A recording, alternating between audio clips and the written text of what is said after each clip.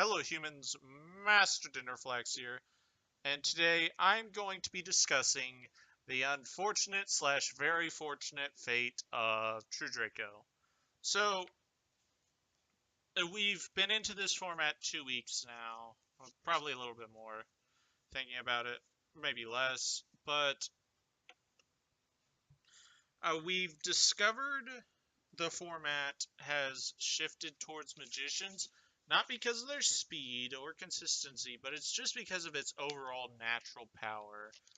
The Every card does something different. Every card has some form of double value, sometimes triple value.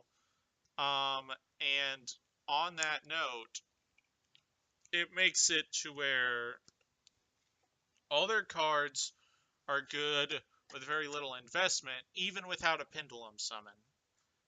But unfortunately, True Draco has lost that. So, True Draco, as of right now, I don't understand why anymore it is considered one of the best decks. It's good. Like, in comparison to many other decks, it's good. But the deck has so many critical flaws now that it seems almost worthless. Like, not worthless.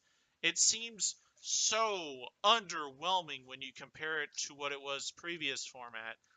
I think people really underestimate the hits because they're so focused that Masterpiece wasn't banned. They don't realize how insanely weak True Dracos have gotten.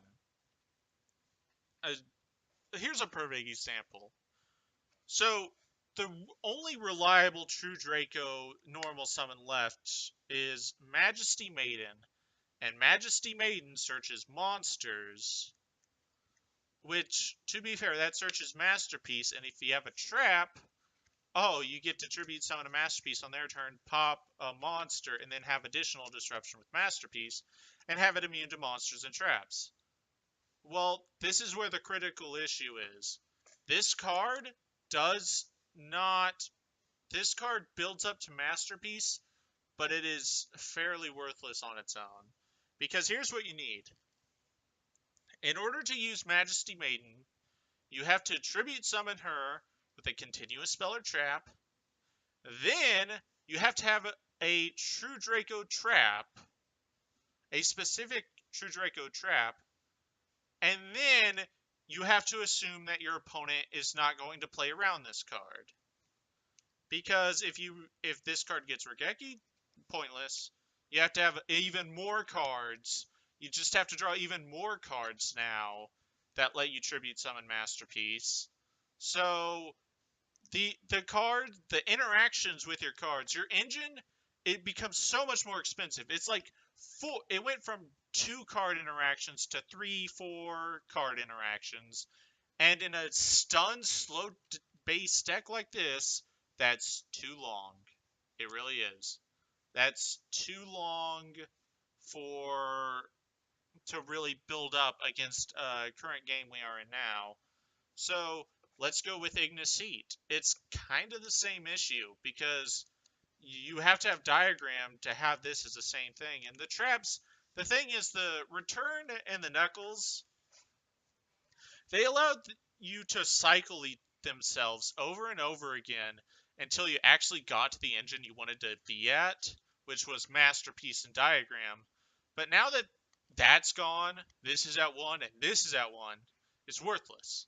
This deck has gotten to the point where it has the same win condition as barrier statues, and that it is not a sustainable engine, and the only way to replenish your massive amount of losses is Carta Demise.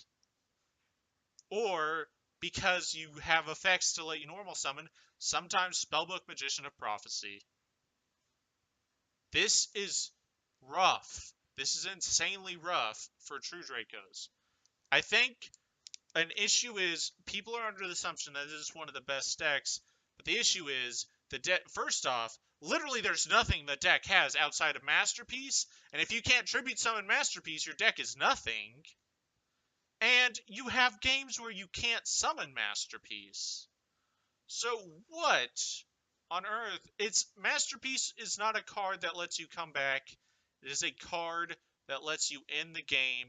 But if you can't even play without it, then it's not doing either of those things. So this deck has fallen so far. And I don't think people realize how far it really has fallen. It has hit so low. It's gotten so much weaker. It needs so many cards to have a playable hand, and sure enough, it really doesn't get those cards. If you open 2 Terraforming and Diagram, you're probably not playing that game. If you open a bunch of traps, no tribute summons, and no way to get to a monster, you're not playing that game. If you don't open a bunch of draw cards, you're not playing that game. Hopefully, you kind of get this idea. Desires only helps so much when you're trying to search monsters. Duality's fairly slow, but at least it tries to get you there. You just need so much that True Draco does not have enough anymore to sustain itself. And on that accord, because it can't sustain itself as an engine alone, what mentality can you go by just saying, oh, you can splash this in other decks? You can splash Masterpiece in a specific number of other decks. The True Draco engine is on one leg when it started on 7. And I think I should make this video to kind of point out True Draco is not the monster that people fought against last format. It's just not. It's like the Masterpiece. If you out it, that's it. Like, they have to have so many cards to play, and if they don't get any of them, they lose.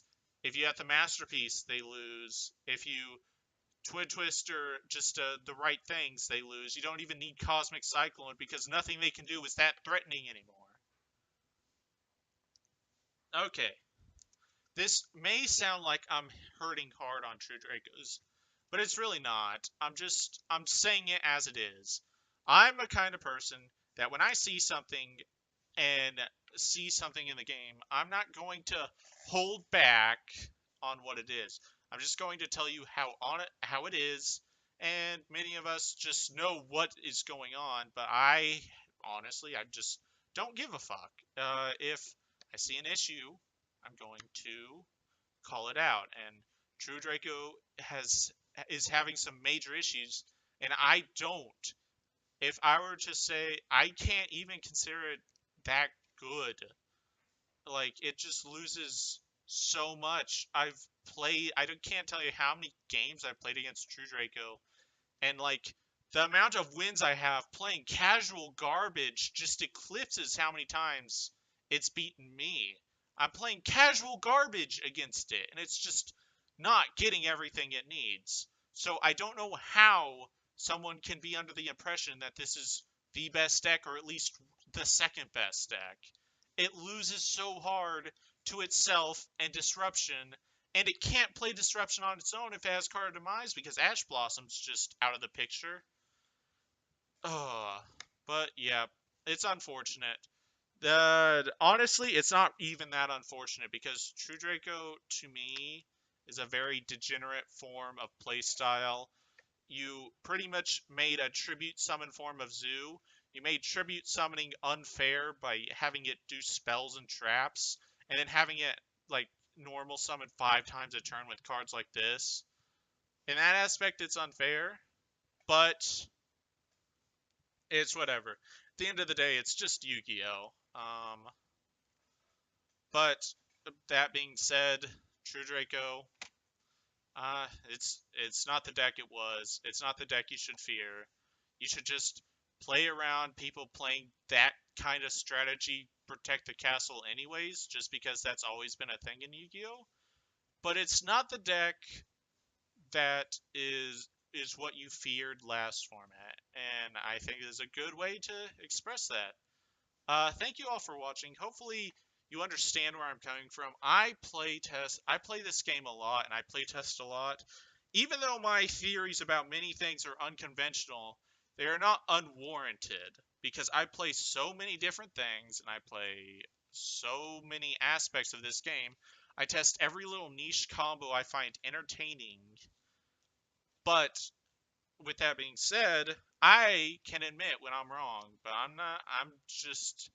You're going to have a damn good argument to prove True Draco is the best or second best deck right now.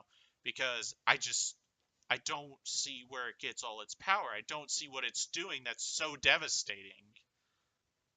But that's just me. Thank you all for watching, and remember, Master DinnerFlax will take your soul.